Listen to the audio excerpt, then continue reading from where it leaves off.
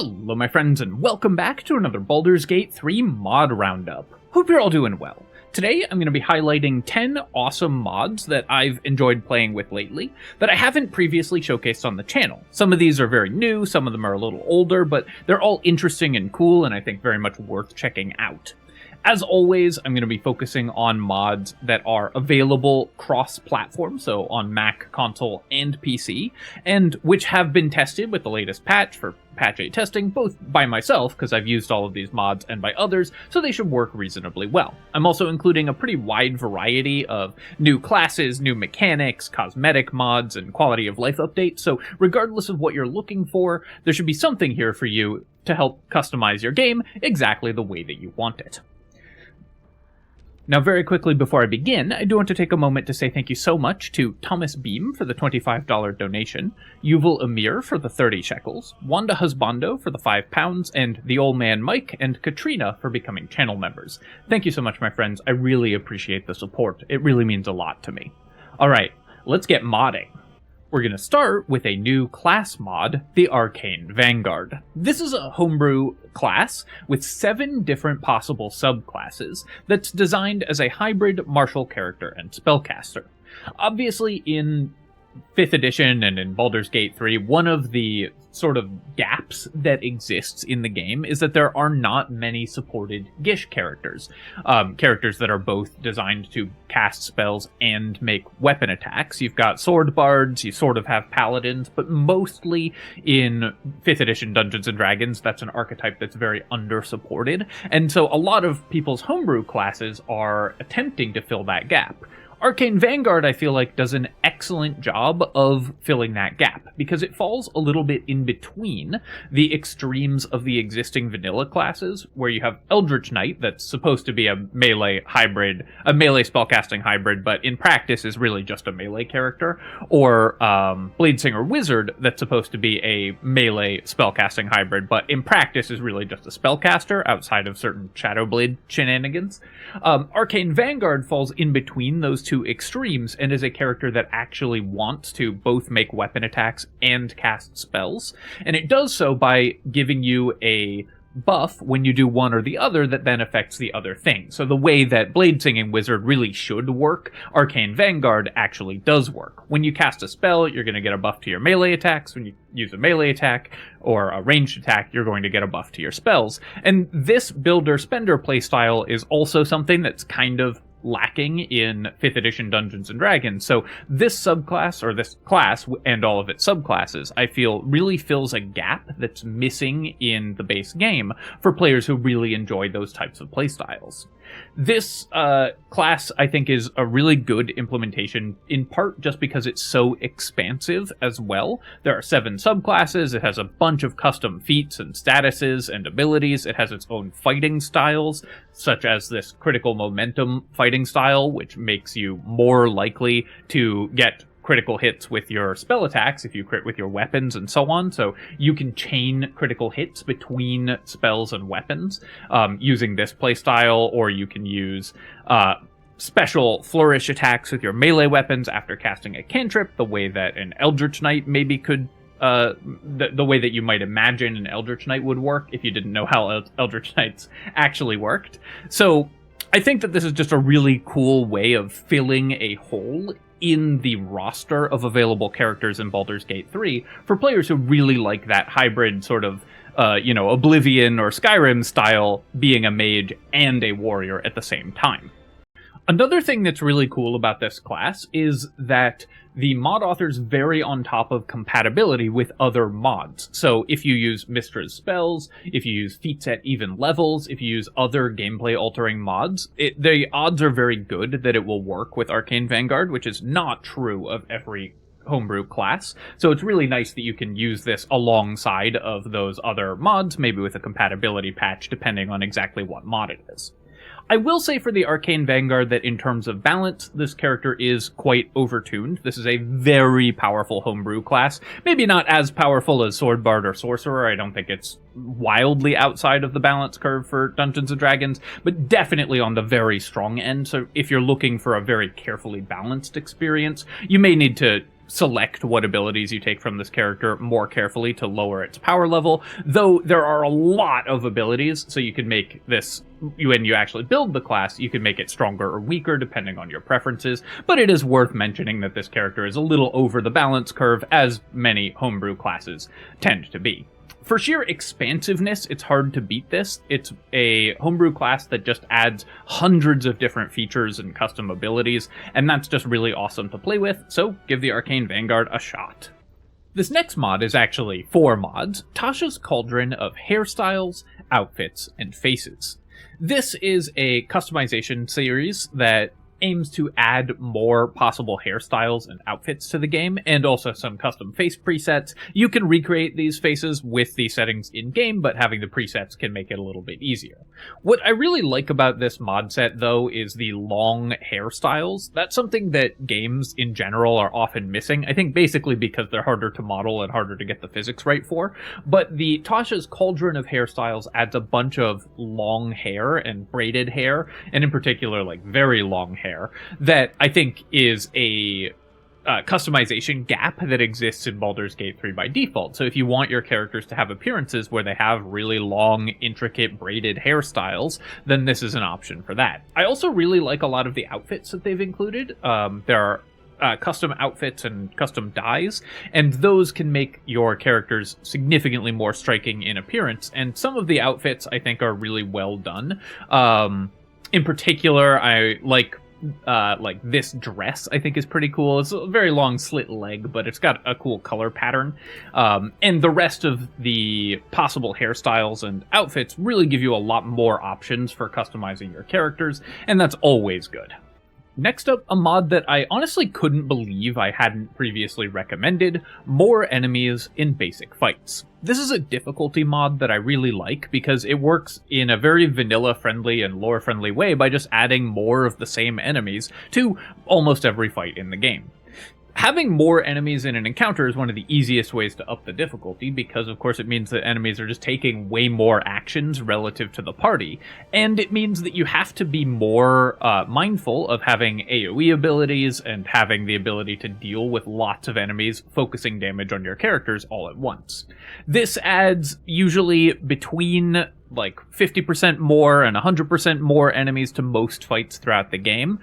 You will probably want to use an XP rebalancing mod alongside this to avoid having your characters get too far ahead of the leveling curve, unless you're doing something like also using the level 20 mod and other difficulty mods that increase enemy scaling, but just having more enemies in every fight makes them more tactical and more dangerous, and therefore often more interesting. It also helps to reduce the sort of meta-reliance that Baldur's Gate 3 has on characters that just do enormous amounts of single-target damage. The typical way to build optimal characters in this game is just to have them do as much damage as possible to single enemies. And having just more enemies, especially in these random encounters that weren't previously that threatening, makes that a much less reliable strategy, which forces you to diversify your parties, which I think makes for more interesting construction of parties as well. So this is a difficulty mod in lots of ways because it makes the fights themselves harder, but also means that the characters that normally function best in Baldur's Gate 3 are less powerful conceptually than they were previously. So I like it in all of those senses. This mod only affects the basic fights, not boss fights or sort of mini-boss encounters, though there are companion mods that will add difficulty to those fights as well. So this is designed to make the filler encounters that you normally just breeze through more difficult and a little more interesting. It can make them more time-consuming, especially if you're playing a low-damage party, so depending on your party setup, that could be an issue, but for the most part, I've just found that the encounters are way more fun when they have more enemies in them. Next up, another compilation mod, 5e Ranger subclasses combined. I previously recommended the 5e Fighter subclasses combined mod by the same mod author, and they've done a few of these compilation mods, and I've really enjoyed all of them. I'm always a huge fan of adding tabletop 5th edition subclasses to the game, because they're already play-tested and balanced for Dungeons & Dragons, so they're just a no-brainer as additional content, and they give you a lot of really cool options. Rangers in particular in base Baldur's Gate 3 suffer from having, in my opinion, other than Beastmaster, kind of the most boring ranger subclasses available.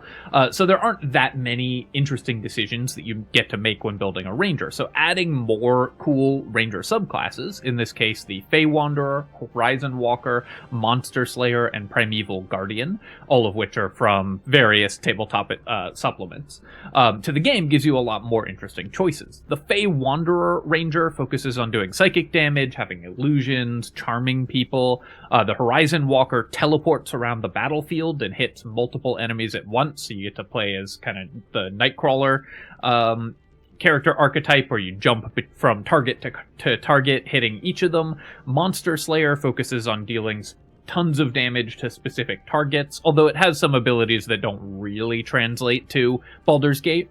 And Primeval Guardian lets you turn into a tree. And those are all really cool things for rangers to be able to do. In particular, the Horizon Walker, I found to be super fun to play in Baldur's Gate because the teleportation and mobility really works very well in the context of Baldur's Gate 3, where there's lots and lots of walls that you can teleport through, like gratings and things like that. You can teleport through a doorway and then close it behind you, teleport up and down high ground, which is extraordinarily prevalent in this game. So Horizon Walker is just super fun to play in a video game where the mobility really can come into play. But all of these ranger subclasses are, of course, 5th edition subclasses, and so are designed to work in this game, and therefore work very well.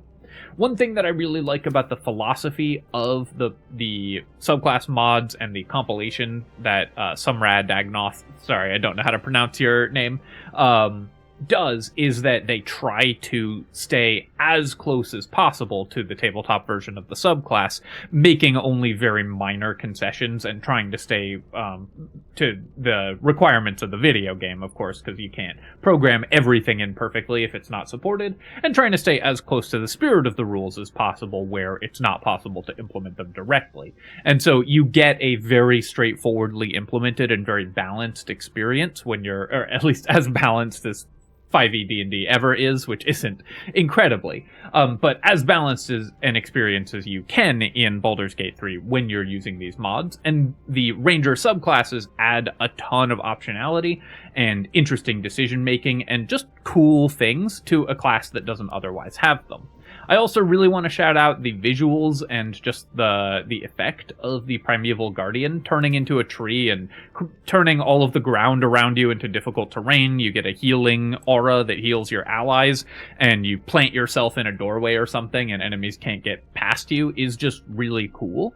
And conceptually, I feel like it works extremely well for a ranger character and also lets you play as kind of an immobile and immovable tank, which is something that, again, that doesn't really exist in the base classes in Baldur's Gate 3. So it adds a lot of different playstyles while maintaining the rule set that, of course, works with the game. This does require the Mistress Spells mod, because it uses a couple spells that are from that mod.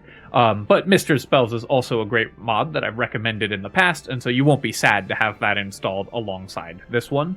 There is also a Drake Warden mod that's separate to this compilation that I also recommend when that appears, because it's currently only on Nexus and not in the mod manager, but I really like the Nexus Drake Warden mod, so whenever that is on the mod manager, the Drake Warden will also be a really fun one as well. So highly recommend just adding more subclasses and giving yourself more interesting ways to build the characters, and in particular for a character that doesn't have a lot of interesting decisions, this adds a ton more and interesting playstyles as well, so really awesome mod set.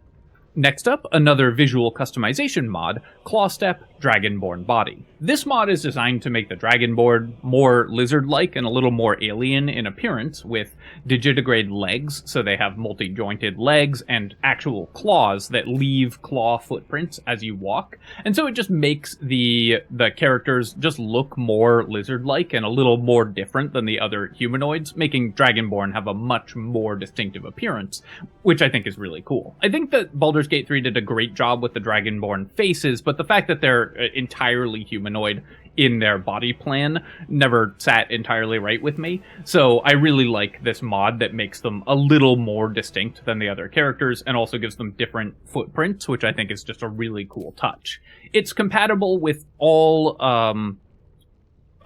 outfits and armor sets and everything, so it will have different custom cloth collisions, as they say in this tooltip, and I have found that those work really well. I experienced a very small amount of clipping when I tried this with some armor sets, but mostly it worked much better than I was expecting it to, and just made your Dragonborn characters look significantly cooler as a result. There is also a tattoos and body ink mod that goes alongside this one that I also enjoy and recommend, but mostly the reversed legs for Dragonborn I think gives them just such a much more interesting appearance than they have by default that I really like this mod. Next up, PolyamoryFixes. This mod does exactly what it says it does. It lets you date all of the companions at once. It is designed such that you can date all the companions in a single playthrough, and it includes a bunch of custom spells that can change your companion's relationship, whether you're dating, whether you're in a serious romance, and so on, all the different romantic stages that you go through in Baldur's Gate 3, and also set which ones are preferred for the story events that aren't part of the romances, where whoever you're dating comes up. So if you have a cinematic or something where your romance partner is supposed to appear, you can choose which character that is. That actually makes it nice compared to the previous polyamory mod that I had used when the game first came out, where all of the companions just appeared at once in those cutscenes in a sort of horrible fleshy amalgam, which was very funny and on theme for Baldur's Gate, but a little bit immersion breaking in when you're actually playing through the game. Being able to date all of the companions at once just makes sense to me because you shouldn't need to play through the game multiple times to get 6 more minutes of content. So if you are looking to do another playthrough and haven't done some of the romances and just want to see them, then this will let you do that while also getting to romance whoever you were planning to for that run or your favorite character. For that reason, I think that PolyamoryFixes are just a really nice quality of life choice for any game, and I honestly highly encourage you to use a mod that lets you date all of the dateable options in a game, if that's something that you're interested in games that restrict that by monogamy or gender or whatever, because having to replay the game over and over just to see that little bit of content is kind of a pet peeve of mine. Obviously, I've played Baldur's Gate 3 many times over, so that hasn't been an issue for me, but for players who are doing fewer playthroughs of this game and aren't talking about it on YouTube for thousands of hours, being able to see all this stuff in one playthrough, I think is really nice, and it lets you get deeper into the character storylines much more easily. I have found that this mod works very well for doing exactly what it does. I haven't run into too many bugs, and because it gives you a lot of custom spells that let you manually change things, you can fix any of the bugs that I have personally run into very easily with the tools in the mod itself without needing like a script extender or anything like that in order to unbreak your save file. I would say that if you're playing on honor mode, you might want to, or with a single save custom rule set, you might want to hold off on this mod because I have seen it break things previously, and so you might want to reload a save in order to tinker with the effects, because it does change a lot of scripting and stuff under the hood. I haven't run into any serious bugs, but just for safety's sake, that might be the case. But I really appreciate the addition of this mod. It just lets you see all of the character romances at once, which is great. Extra encounters and mini-bosses. This is by the same mod author as the More Enemies in Basic Fights mod, and they're meant to be combined in the same playthrough if you like the effects of both of them, but this one is more of an overhaul because instead of just powering up the existing encounters in the game, it adds a bunch of new encounters as you go through the game, including some boss encounters with often some very difficult honor mode abilities, so this is another difficulty mod where there's a lot of additional fights. If you're using this mod and the More Enemies in Basic Fights mod, I do highly recommend using the Rebalance mod that is a companion mod to those, also by the same mod author, because otherwise your characters will gain too much experience from the extra enemies that you're defeating. But this is just such a fun addition with some really cool encounters in various locations in the game.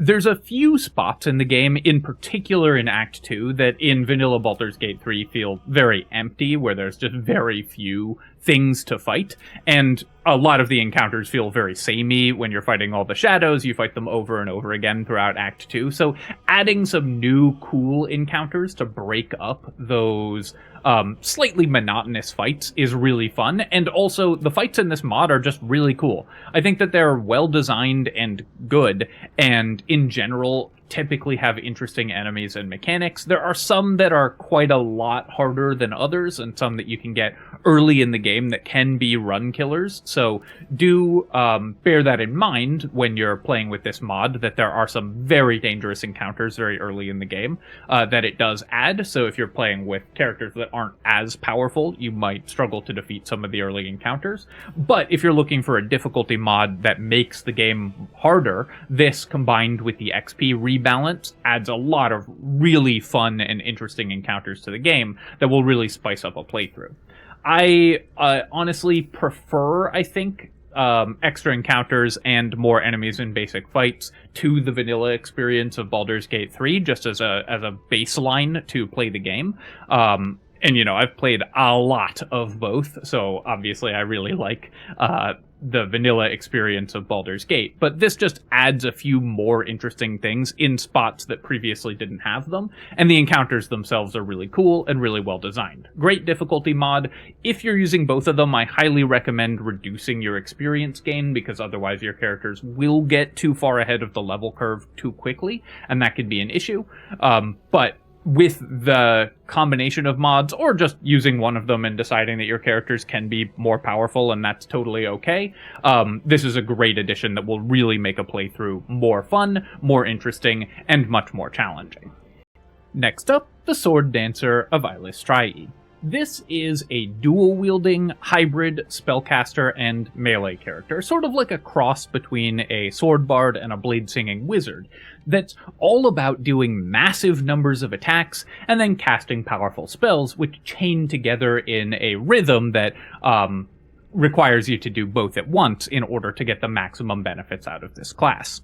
Again, this is trying to fill a hole that exists in Baldur's Gate 3, where there simply are not that many true spellcasting and melee hybrids, and the Sword Dancer does a really good job.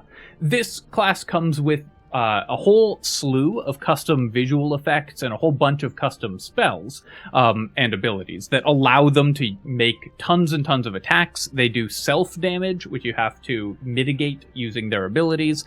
And so it's a very high risk but very high reward playstyle, which is very cool for a character that's mobile but very squishy, does damage to itself, has lots of powerful spell effects, but also does lots of damage, but can pop if enemies look at it funny. So it's a very unique playstyle that, again, doesn't really exist in base Baldur's Gate 3, but the Sword Dancer manages to bring it to the game. This is a thematic continuation of a very old series of classes and prestige classes from older editions of Dungeons & Dragons, so it's really nice to see people updating it for 5th edition, and I believe the mod author used someone's homebrew rules for 5th edition D&D in order to build the Baldur's Gate 3 version, so it's really nice seeing the Sword Dancer being brought into the modern era, even in a video game.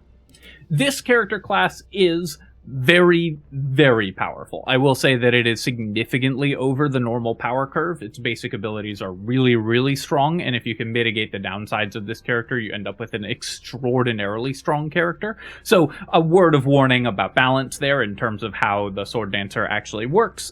It's very easy to overpower your party if you're using this class mod, so you may want to use it alongside difficulty mods, or restrict yourself from using the most powerful abilities. But honestly, the abilities look so cool. I mean, look at the icon work is great in terms of like how they've combined and recolored base game icons. I think is just really cool and very aesthetic. And then also the actual particle effects in game are awesome. So this character just looks and feels really great to use and play. And again, is a playstyle that doesn't really exist in the game. It has 3 subclasses as well as a bunch of variants within those subclasses and tons of options as you build the character. It is a dual wielding class, but that's also something that's not heavily supported in Baldur's Gate 3. So so it's just really cool seeing things that aren't in the base game be brought to life in this way. And I really like the Sword Dancer, mostly because of how cool it is. I will say that if you're looking for the most challenging and balanced honor mode experience, that's not this, but the way that the character works is so amazing that I'm willing to forgive a couple little balance issues. This character is also, I think, extremely flavorful and super fun to play as a party face. They get both unique Bard dialogue and unique Cleric of Eilistraee dialogue, so you get all of the unique dialogues throughout the game that either of those characters would get. They also are a charisma-based character, and although they only get 1/3 spellcasting progression, like Eldritch Knights or Arcane Tricksters, it's charisma-based, so they get all of the charisma-based spells and skills in order to become an excellent party face. So really fun to play as a main character. Definitely a little on the powerful side, but just so awesome. Next up, a very, very simple mod, but one that I like in terms of flavor: better starting gear for Gale. It never really made sense to me that Gale would show up basically naked, even if we did find him having accidentally fallen through a hole, because he would have had tremendous magical resources at his disposal. So him having a little bit better starting gear makes a lot of sense to me. This just adds 3 unique items for Gale: the Wanderer's Boots that give him Featherfall and extra jump distance, Gale's Magical Attire, which is a 10 base AC clothing set that gives you +1 to your spell save DC and once per long rest shield, and an Academic Quarterstaff, which is a +1 quarterstaff. The Magical Attire obviously is a very powerful item, a little more powerful than other robes that you're going to find in Act 1, so this is a pretty strong thing to start with. It does power up Gale somewhat, but you're pretty quickly going to be able to get effects that give you +1 to spell save DC, so I don't really hate Gale's Magical Attire in the early game. It also requires you to use Mage Armor if you want equivalent AC to a Light Armor version of Gale, so there are some costs to it as well. Obviously, a slight cheat mod and a buff, but a flavorful one for a character who should have an Archmage's resources at his disposal. And finally, another difficulty mod: Deadlier Honor Mode. This one just makes Honor Mode harder in a wide variety of ways, mostly by increasing enemy health, but also by giving them a bunch of passives. It adds Alert to a bunch of enemies that don't have it, so enemies will much more frequently win initiative against you, gives extra attack to some early game enemies, which is incredibly punishing, of course, by doubling their damage output, and also adds a lot of minor spell effects to certain enemies. A lot of enemies without Misty Step get access to Misty Step with Deadlier Honor Mode, which means that you are much less easily able to abuse the AI pathfinding or enemy mobility options in order to stay away from them. So it's a cool set of difficulty enhancements that both make the enemies more difficult directly by just boosting their stats, but also by giving them more tactical options. I have found that the enemies do use this because BG3's AI is actually fairly modular about what abilities the enemies have access to, and if you change them, they will use them. So Deadlier Honor Mode does in fact make the difficulty much higher. In addition to that, it also adds extra spells to most of the game's mini-bosses, so some of the boss encounters where enemies are still fairly generic, just sacks of hit points, it's added a unique spell to many of those encounters where the enemies will be significantly more dangerous as a result of having access to those spells. In addition to all of that, you can also, if you're on PC and have access to the mod Nexus, add these extra boss packs to this mod. Unfortunately, these are not available through the mod manager, so they're not available on console. But these add extraordinarily difficult extra optional encounters to the game, and I found these really fun and very, very hard. But even without the extra boss packs, this mod just makes a lot of boss fights that were previously somewhat generic and samey much more interesting, just by giving them a couple extra options and spells, and by giving enemies that were missing some of the basic passives that Baldur's Gate 3 enemies need to function, like Alert, access to those, as well as more hit points, so it's harder to just blow them up in one go. I found that this was a pretty reasonable balance for a more dangerous Honor Mode play experience, so if you're looking for a harder game, Deadlier Honor Mode I felt was a really good way to do that. It doesn't go wildly overboard on tweaking things, and it's not like the all enemies get 20 extra actions versions that Tactician Enhanced can end up doing, where you really need to be doing brokenly powerful things with the game's mechanics that weren't really intended in order to succeed, and abusing bugs and stuff like that. This is still strong, powerful builds will be able to compete on this mode, but it is significantly harder and makes you think and build your characters, think more and build your characters more carefully. So I really like Deadlier Honor Mode as another option to improve the difficulty if you're looking for a harder run through Baldur's Gate 3, which I certainly was. Alright, my friends, I hope that you've enjoyed this mod roundup. It's definitely been a while since I've done one of these, because of course I've been focused on base game patch 8 content since that dropped, but it's really exciting to be getting back into the mod scene. It remains amazing how well supported modding is by Larian, how they've made it available to console players, something that just isn't true for basically any other game.